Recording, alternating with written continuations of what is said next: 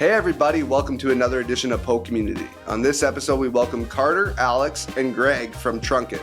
They're a family-owned business locally from Pitt Meadows, where they came up with an idea one day that why not create a courier system where people bring packages to other people. They're already doing the trip. Why don't we get them to bring items for other people to the spots they need it? It's actually a very brilliant idea, and they tell us about their journey and how they came up with it and where they are at now. Check it out.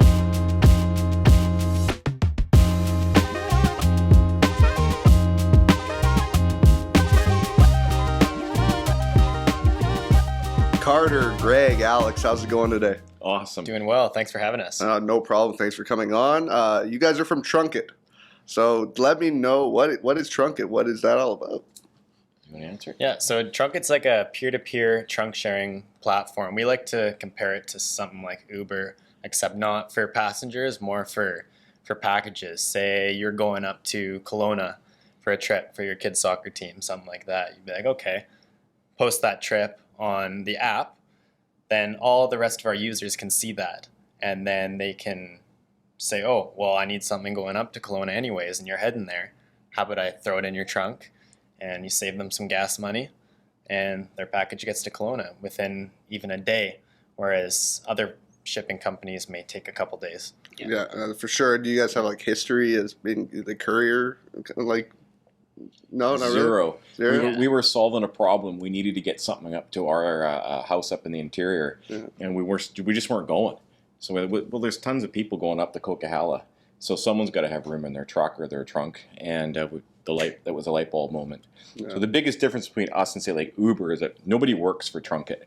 Yeah. You don't sign up and say, okay, now I'm a Trunkit driver. Yeah. It's just you and me and whoever that wants to just post their trip, and the idea is to not have to deadhead.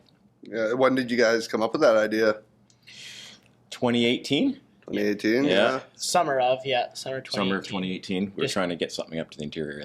Nice, yeah, because like actually my background before this and decided to do this was out of left field doing this, even though I have like a history in music production, but I was in like warehouse management and shipping, receiving management. That was the industries I was in, and there's always been challenges in it, but these last few years, I'm so happy I'm not working in those industries. When it comes to how expensive couriers have gotten, Amazon taking over everything and having free shipping when other companies can't offer that, and even they are losing tons of money on it with just gas prices and everything. So what you guys are doing is quite essential. If you're already going to make that trip, it's nice to at least pay for some of your gas at least, or like something, right? If you're already making that trip, it's not out of your way.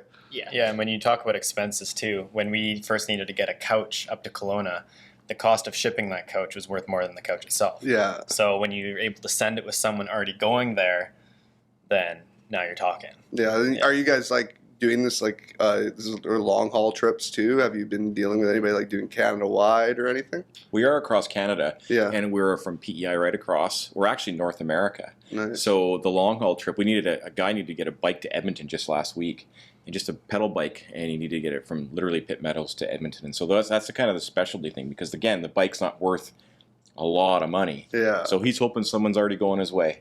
Yeah. And he's hoping that someone will throw that bike in the back of their truck and throw it up there for him. And then you can barter on the price. So say Trunkit recommends a price, hey, that's $100, and then there's an in-app feature where you can say, no, I only want to pay $75, and then you can agree on the price in the app. So it's good. Yeah, I've seen a lot of that, just meeting people the last few years, how it's been challenging times. So like if they're moving provinces and everything, how expensive like a lot of them just start fresh. They sell and start fresh just because of the shipping alone. I can't even get into how do you guys like price how do you guys price this? Because like with gas price changes, everything, like is it like monitoring kind of that as how you price it, or what? The app does it. Yeah. And so it's based on, you put in the size of your item, the weight of your item, and the distance. And so then it calculates a price. It's a suggested price. And you're right. So gas prices fluctuate, and so that's why we have that bartering system. And they're saying, wait, gas is $2.50 a liter now, so I'm going to charge more, and you can. It's easy to do that. But Trunkit, the app, actually does suggest a price. So you have sort of a baseline of what it should be to get that item there. Nice. How did you guys like you thought of the idea, obviously.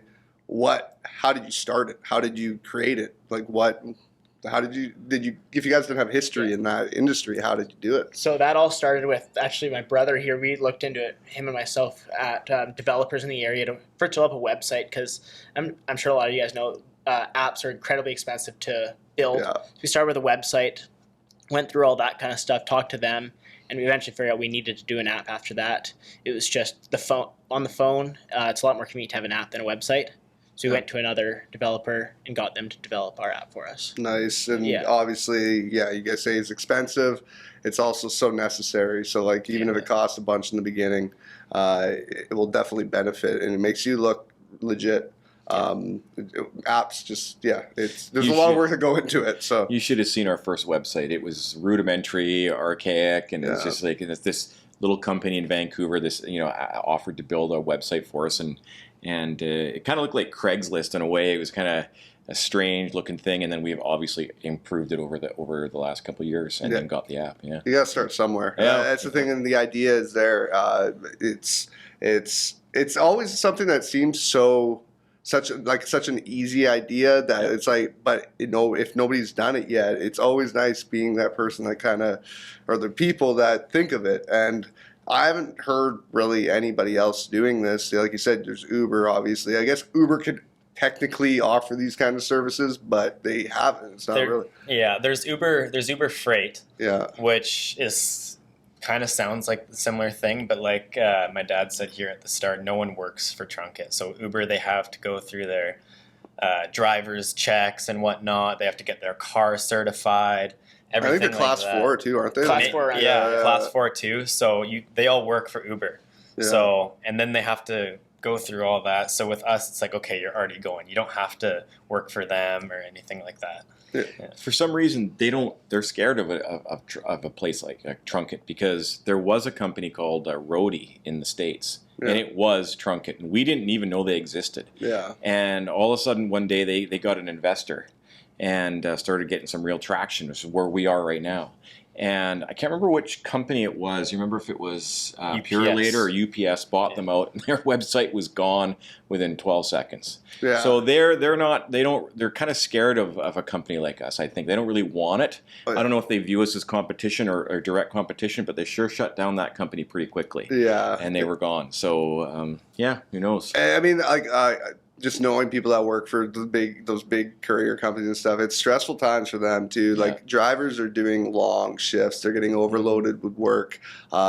It's a crazy industry, especially right now, dealing with everything that everybody's had to deal with the last few years. That this is the time for a service. This is why Uber has taken over really the cab game and stuff. There's ways you can still do it. You can still call your courier companies, but there should be other options, especially if it's more convenient. And that's, in reality, it's more practical. If people, how many people do these trips very frequently, especially to the interior and the Okanagan? If they're going up there and they pop a box in their car, extra money is extra money. Everybody can use it, right? Well, it's not, we think that the benefit, or people that'll benefit, are the ones that are driving just as much as those that need something delivered. Yeah. Because with gas over $2 a liter, and you can offset the price of that of your trip to Kelowna or Edmonton or something, then they stand to benefit. And so high gas prices, I don't know, don't take this the wrong way, but we are okay with it a little bit, because if the gas is too super cheap, then we'll just drive to Kelowna, no big deal. But when gas prices rise, there's more interest in a company like us. Yeah. And part of the service that a lot of people overlook is even commuting. A lot of people commute pretty far, like even Squamish into Vancouver on a daily basis. Yeah. That adds up very quickly. Yeah. So if every couple days you get someone that wants to throw a package and take it to downtown, that's a little bit off your gas that day. Yeah. It's another valuable part to the service, we think. Yeah, that's wicked. Do you guys do many short trips? Is there people that just do local stuff? Because I know for a fact local courier systems can be some of the priciest. Mm-hmm. Just doing same day or even next day, if it's going to Richmond, it's going to be it could be stupidly cost depending on the size. So I could see that being a huge thing, where if people are just driving to Richmond for the day and just loading up with a bunch of packages going to Richmond or going here, and and they can get more done. It becomes like, it can become more of a job that pays them, right? And I think that the tough part with going to, say, like Richmond, is that now, okay, so now I got to go out of my way to get this little package to wherever it's got to go, and I'm just trying to get to work.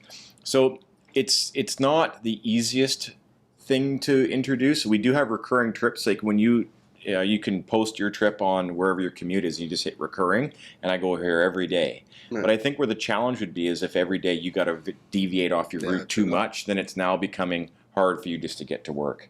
So, but it's certainly there, and we hope to nail that market if we can. Yeah. Small businesses too could even use it. They can, we're delivering coffee to this shop that's halfway, like 30 minutes away at our other location. You know, they can post that, and then maybe they wouldn't mind doing a little bit of extra travel because more money in their jeans. Another one that I would imagine wouldn't mind doing it is especially someone that would drive a bigger vehicle to work, even a truck. Someone's commuting in a truck, maybe they tow on the weekend, they take that truck to work every day. Bringing a big item like a couch to somebody, Vancouver, somewhere out there, like that could be a substantial amount of money that could like offset a day or even two of commute. It's like a tip. It's like your tips for the day. Exactly. Yeah. We thought of Squamish actually was a great place to target because a lot of people have moved there during the pandemic. And they work there like from home 2 or 3 days a week, and then they commute in 2 or 3 days a week. And like for example, IKEA.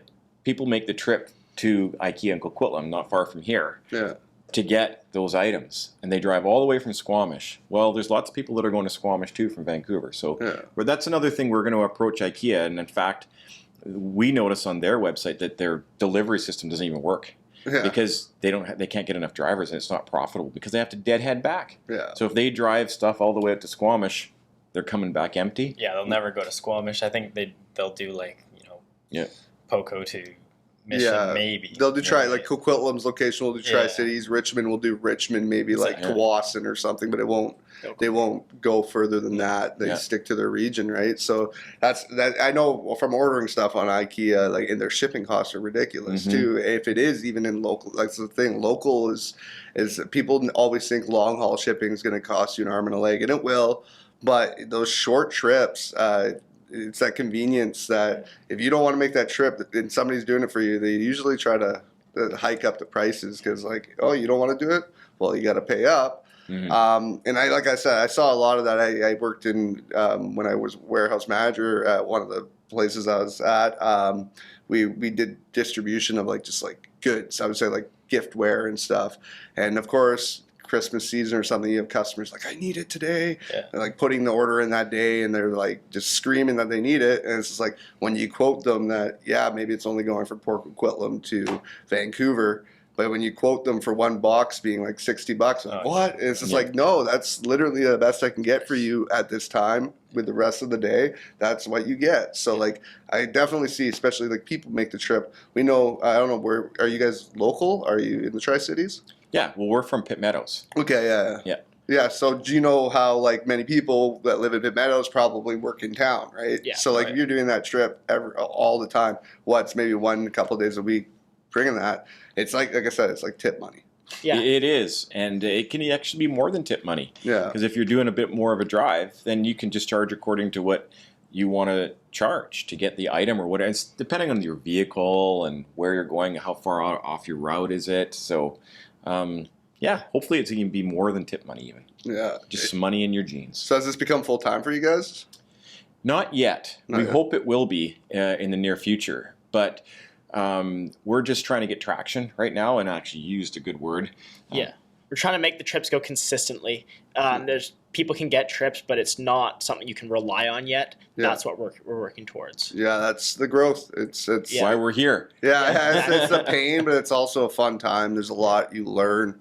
Obviously, like it's one thing. Like even if you had a ton of experience in that industry, it's still gonna be a brain F. I'll say it's gonna screw. You're gonna learn so much on the fly, no matter what business you're opening. But if you are building websites you've never done before, building apps you have an idea.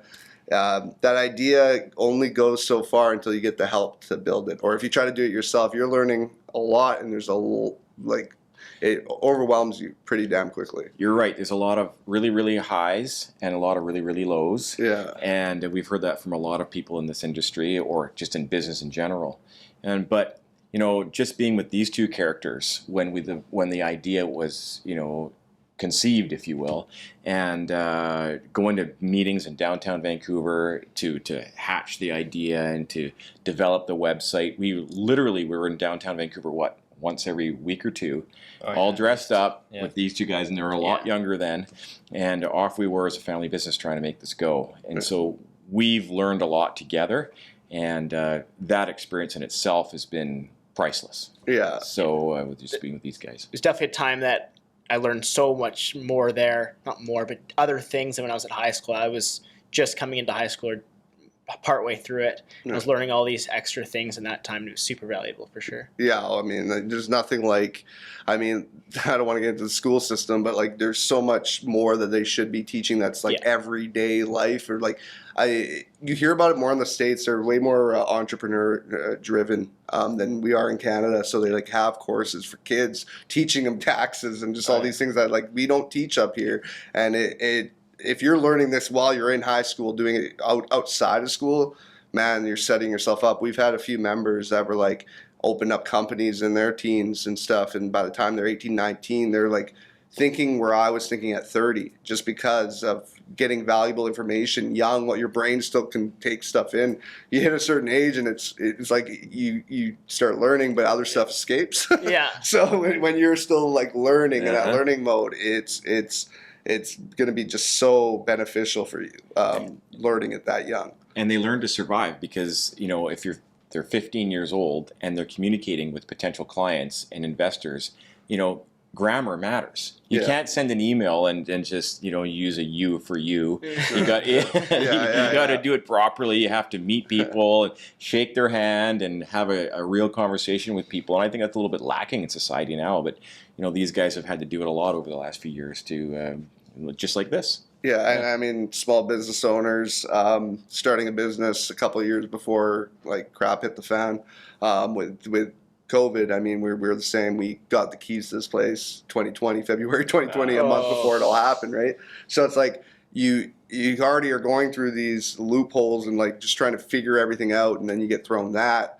I almost could see it being very beneficial to you guys' growth. I don't know if that's the truth, but just people not being able to go places, but if people really need to go places, getting stuff to people, that is like could have been huge, especially for like seniors and stuff. I could see it being very beneficial. Well, we can relate to your story of February 2020 because we were just getting launched then, had the app and the website out, and it was really starting to fly. We were on the radio without just, not paying for ads. Yeah. They were talking to us on the radio. We were driving to the airport one day and we started getting a whole bunch of users. Because we can see on our phones when users sign up. And it was just lighting up the phone. I'm like, what's going on? What's happened? And we contacted one of the new users just while we were driving. And they said, where did you hear about us? Check out the province newspapers. We had the newspaper on the back of our car. And there was a big, huge article about us in the driving section. Nice. And we didn't contact them. We didn't ask them to do anything. And they're just talking about us. And our memberships was growing fast and hard. And then the pandemic came and shut us right down, just like every other company, and now nobody was going anywhere, and so now we're trying to rebuild that back up again. Yeah, we were looked down on during COVID because what do you mean you're traveling? Like, you shouldn't be in your car at trust all, me, right? dude. Our whole thing is community and filling a space with people. We have an event space that we wanted to drive our business up by having people in here finding out about us by going to events. Yeah. Literally no events first 2 years really, besides a couple here and there that we could, that like in those little gray area times, right? Mm-hmm. But when you're a business and you realize how much effort goes into planning things and doing things, when one day you wake up and one person's restrictions can just kibosh everything you've just worked a month on, it becomes impractical that you don't try to do those things anymore. So you have to kind of pivot and do what will actually work. And unluckily for us, we've survived, but unluckily for us, we had to go virtual and really build an online community first. That doesn't pay anything. That's not gonna. So it's like, but there's always struggle in the first few years of your business growing. But I think if you made it through the last little couple of years and you're still here, there's a bigger chance that you guys are going to succeed in the long run because you dealt with basically the worst thing that could happen to you, business-wise, as in like you can't stay open. We thought that building the website and the app was going to be the hardest part. Yeah. And it was hard, and it was a lot of back and forth with these companies and making everything perfect. But we have found that marketing it is harder. Yeah. Because there's so much out there, and you have to find a way to target your audience. And we're not millionaires, so we don't have millions of dollars just to pay a big advertising company to get our name out there. So we're trying to find a way to get the name out there without breaking the bank. And that's the struggle that we're having right now. And like Alex said, we're trying to make it consistent service. So if you were driving to Vancouver or Kelowna, that you would actually get people trying to send you stuff. Something you can rely on, right? You could rely on. Organic reach is real if you bust your butt. Like that's the thing. Like you can not spend money. But you are going to have to work extremely, extremely hard. Yeah. And even if you spend money, you're going to have to work extremely hard. So that just means you gotta basically, it becomes the marketing and social media aspect of everything now is like that is a full-on department on its own. I know that, we know that from producing podcasts. It is so much work just to. This isn't the hard part. No. It's everything that's afterwards. Like, and like a saying I like is like, everything is the hardest thing you're gonna do until the next thing. Yeah. So like you said, the app and the website seem like it's gonna be the hardest thing, and then the next thing is hard. And it's like, because if you're growing, it's gonna be new, and then learning is good, but it can be hard. So it's like it's everything is gonna be thrown at you that you can imagine, especially in the first few years. So true. We. The story of the Airbnb, how it, a lot of people think that they just launched a website one day and boom, it was billions of dollars coming in their pocket. It's just not the case. No. He flew or traveled all across North America and would go to places and they were posting on his website and help them, with better pictures, and then half of the people, 9 out of 10 people that he talked to just told him to get lost, leave us alone, and then delete the app. And so it was a real hard thing for him to do. And you're right, it's a lot of work, and it's not easy, and we're trying to make a go of it. It's those investors and stuff that finally believe, and that always seem to save the day. Because I know like Airbnb, I don't know, was it Ashton Kutcher or something? He like invested in it, and then all of a sudden, then they had money, and then they can go hard with it. And anytime you get big investments like that, no matter what, if it's a brilliant idea and you have the right idea with that money, you will make it. You can make it without that money, but it's going to be a hell of a lot easier if you get it. Oh yeah, for sure. And I think your guys' idea is like, you saw it. It was such a brilliant idea that you would have been, your competition was bought out like that. That's the courier industries knowing like we can't have this. There's a lot of equivalents of other industries that are going to be taken over by other things and just better ideas that work for everybody. We're living in a time that people can find out what is best for them. It's not going to be hidden. So if their option is you guys, that's what they're going to go with. And there's always going to be people that go with what they're comfortable with. But how do these companies come out of nowhere and see these growth? And it's because it's a better option. You're right on the investors. We do have some investors, but they're not like Ashton Kutcher. And we're hoping maybe one day someone sees it and just says, hey, and believes in us. And we do have that, but just not to that level yet. Yeah. And we're hoping for that spark one day. And that's what happened with like Uber, for example. Yeah. He was posting on the I can't remember which platform he was posting on, and he said, how do I make this thing grow? And somebody, I can't remember who it was, said, you need to contact me.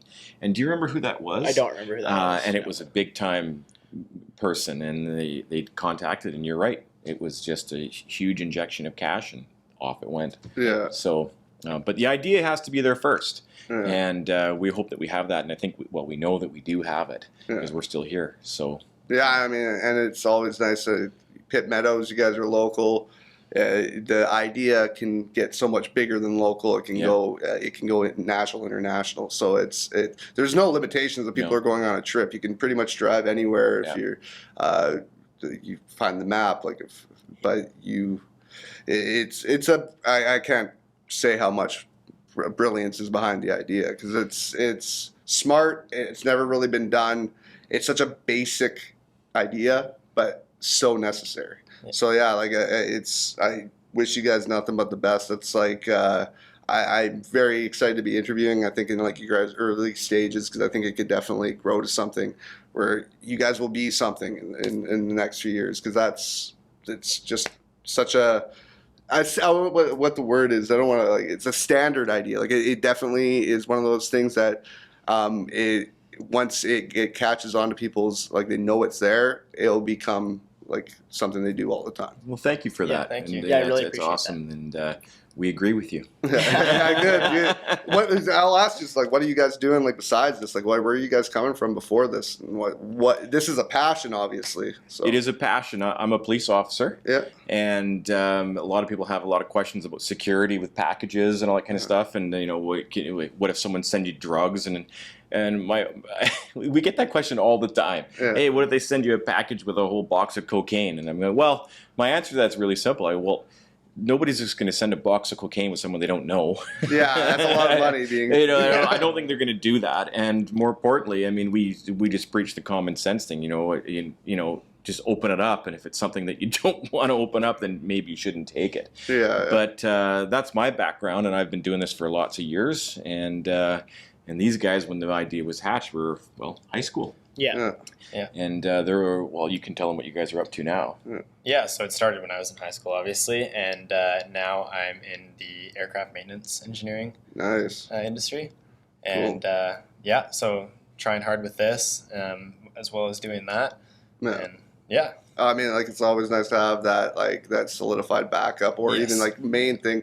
This is a side, even if this is a side thing you got, it's just like funding everything. Yeah. You have fun. You can do your passions then. That's the biggest thing, and I think you guys got something here. So it's definitely keep going with it. Hopefully one day it's one thing you really got to concentrate on, and hopefully one day you could just be like, just kick your feet up and be like, this is. Well, tell them what you do, because this could be applicable to Trunkit. Yeah, so I'm a flight school student. I'm trained to be a pilot. Nice. I'm working for a company downtown. Cool. And just really enjoying flying. And So you can start flying parcels. There you go. Yeah. Yeah. There's no limitations here. Yeah, There's nothing. We can drive, fly, or whatever it is we need to do. And he can fix the planes too. Yeah. So. Yeah, that's fun. That's wicked. That's definitely that's it could grow into so much bigger things, right? I always joke. I said, I need to get fired so that I can just do this full time. But you never know what you never know. Yeah. you never know what the good choice is. It's like some people tell you just like jump all right into the water. I kind of did that. There's its benefits, and then there's also its downs, right? Like there's going to be rougher times, I find. But when you can concentrate fully on one thing, I find it really helps. I think it helps that you guys were young too, when you guys were in high school, coming up with this and learning this and being able to manage and kind of go. I don't know if you guys were interested in those going to school for what you are now back then, or if it kind of does tie into the business and how it just comes together in the end. It's just smart for you guys to do, and I think even if you learn this and then you meet people in that industry, you grow the company so much bigger. You don't have to even worry about what you're learning. You met those people in that industry; they work for you now. There's so many things that can be branched off of this, guys. So like, I wish you nothing but the best. I think we're probably reaching close to the end of the show for 30 minutes, but I appreciate you guys coming on. It's definitely a really cool story, and I am excited to see where it goes from here. Well, thank you for having us. Yeah, It's Thank been a you, pleasure. really No appreciate problem, you. guys. It was great, and good luck. Thank you. very Likewise. much. And thank you all for watching today. It was another great show on PoCommunity. Make sure to subscribe and like this podcast, as well as comment. We want to see your comments, what you think, and maybe tell us who you'd like to see on the show in the future. Again, thank you for watching. Have a good one.